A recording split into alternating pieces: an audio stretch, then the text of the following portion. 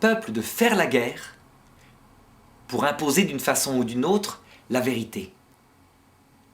Les chrétiens disent, oui, nous l'avons fait nous, la guerre, de fait. Mais nous l'avons fait contre nos textes, puisque Jésus disait à Saint Pierre qui sortait son glaive, « Rentre ton épée dans ton fourreau. Ne sais-tu pas que je peux t'envoyer 12 légions d'anges qui me défendraient contre ces hommes qui m'attaquent maintenant ?» Mohammed, au contraire, reçoit explicitement des commandements pour faire la guerre. Donc que répondre à cette objection-là? Eh bien la réponse, encore une fois, est très simple.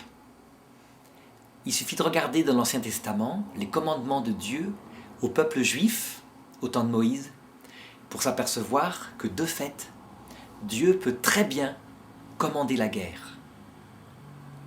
Seulement, une fois qu'on a dit cela, qu'on l'a constaté, ce n'est pas si simple d'expliquer à un chrétien pourquoi Dieu fait cela. Et pour l'expliquer, encore une fois, il faut retourner au principe de toute l'explication de Jésus, à savoir que Dieu ne vise pas sur terre le bonheur des hommes, comme le feraient les habitants du monde. Dieu n'a qu'une seule visée pour les hommes, c'est leur salut éternel.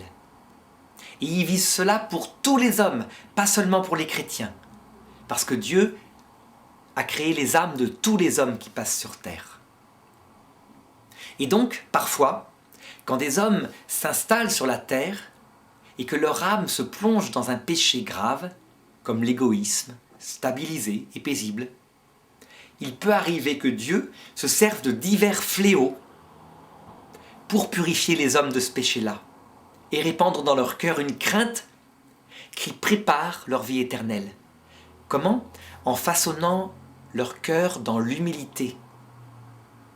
Le livre de Moïse le disait explicitement, le livre donc de l'Exode, dans le testament de Moïse. Dans ces peuples où je te disperserai, je te donnerai un regard baissé, un cœur battant. Un autre texte de la Bible dit « Je façonnerai à mon cœur, à mon peuple, un cœur de chair. Je briserai en lui le cœur de pierre. » Cette révélation est dès le début de la Bible et elle se continue maintenant. Il faut se souvenir de la première parole que la Vierge Marie donne à Bernadette à Lourdes. Quand elle lui dit « Je ne te promets pas de te rendre heureux. Ici-bas, je te promets de te rendre heureuse dans l'autre monde. » Eh bien, l'islam peut avoir été béni par Dieu, bien que ce soit un peuple qui fait la guerre. Il peut avoir été béni par Dieu comme étant le fouet de Dieu qui s'introduit là où le christianisme se laisse aller à la décadence. À chaque fois que le christianisme, qui a comme défaut sa qualité c'est l'amour et le respect des autres, son défaut qui va avec, c'est un tel zèle pour la liberté qu'il en devient laxiste. Et qu'on voit très souvent des chrétientés sombrer dans la luxure, dans le laxisme total, dans l'abandon total des commandements. Eh bien, il peut arriver que Dieu introduise dans une chrétienté qui se comporte comme cela, l'islam, peuple guerrier, mais, dit la prophétie, comme un onagre d'homme, c'est-à-dire qui a un zèle de Dieu et pour sa culture, et qui ne cède pas. Eh bien, comme une écharde plantée dans un peuple paisible, mais décadent, et dont l'âme est en risque de damnation éternelle, l'islam peut très bien être introduit par Dieu afin que ce peuple se réforme. On en voit certainement une des réalisations actuellement en Europe occidentale.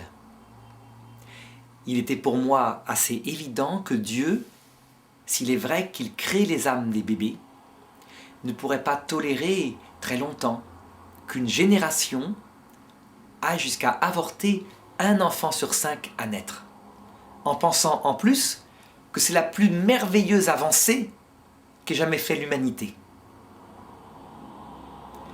Dans le livre de Moïse, le livre de l'Exode, il est raconté comment Dieu aveugla, ou plutôt endurcit, mais c'est la même chose, le cœur de Pharaon, pour que Pharaon ne cède pas à Moïse. Et la Bible complète en disant « Et ainsi, je me glorifierai au profit de Pharaon ». Ce qui signifie, on le sait grâce à Jésus, « Et ainsi, je sauverai l'âme de Pharaon ». On sait à quoi ça aboutit. Pharaon s'endurcit, ne cède pas à Moïse qui veut partir dans le désert, puis à un moment donné, il perd tous les fils aînés d'Égypte, il laisse partir le peuple juif, puis il décide de le poursuivre, et résultat, les soldats égyptiens périssent dans la mer. Eh bien, on a peut-être une réalisation de cela encore avec notre génération actuelle. La France, par exemple, a avorté depuis 25 ans à peu près 6 millions d'enfants.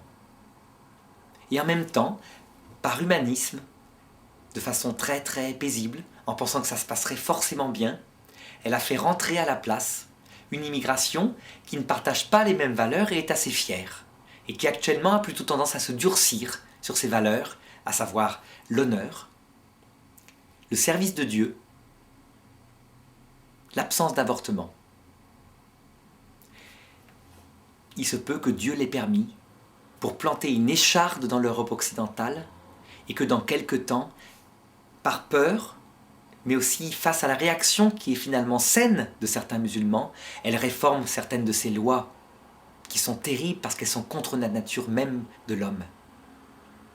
Il faut rappeler que Mohammed, la première chose qu'il avait fait à la Mecque, c'était interdire que les petites filles soient exposées au soleil pour mourir. Eh bien peut-être qu'un jour l'avortement cessera en Occident parce que l'islam aura posé à l'Occident la question de cette chose qui est pour les chrétiens aussi un crime.